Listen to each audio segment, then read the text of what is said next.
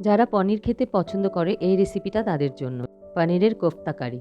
প্রথমে প্যানে সামান্য তেল দিয়ে আস্ত জিরে, ডুমো করে কেটে রাখা পেঁয়াজ, ৬-৭ কোয়া রসুন, হাফ ইঞ্চি আদা, ২টো টমেটো, ১০-১২টা কাজু এবং অল্প চারমগজ দিয়ে নাড়িয়ে একটু ভাজা ভাজা করে নেব।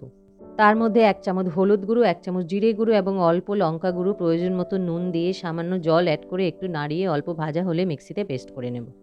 ৪০০ গ্রাম পনির গ্রেট করে নিয়ে তার মধ্যে ১ চামচ হলুদ গুঁড়ো, ১ চামচ লঙ্কা গুঁড়ো, ১ চামচ ধনে গুঁড়ো, ১ চামচ জিরে গুঁড়ো, অল্প চিনি, স্বাদমতো নুন, ২ চামচ বেসন এবং অল্প কসুরি মেথি দিয়ে ভালো করে মিশিয়ে নিয়ে অল্প জল দিয়ে ডো বানিয়ে নিয়ে ছোট ছোট বল বানিয়ে রাখতে হবে।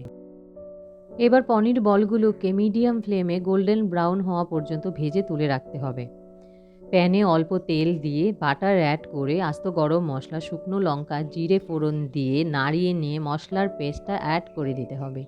অল্প আঁচে মশলাটা কষিয়ে একটু জল অ্যাড করে কষিয়ে নিয়ে তার মধ্যে গরম মশলা গুঁড়ো এবং কসুরি মেথি অ্যাড করে ধনেপাতা কুচি দিয়ে কিছুক্ষণ কষিয়ে নামিয়ে নিতে হবে।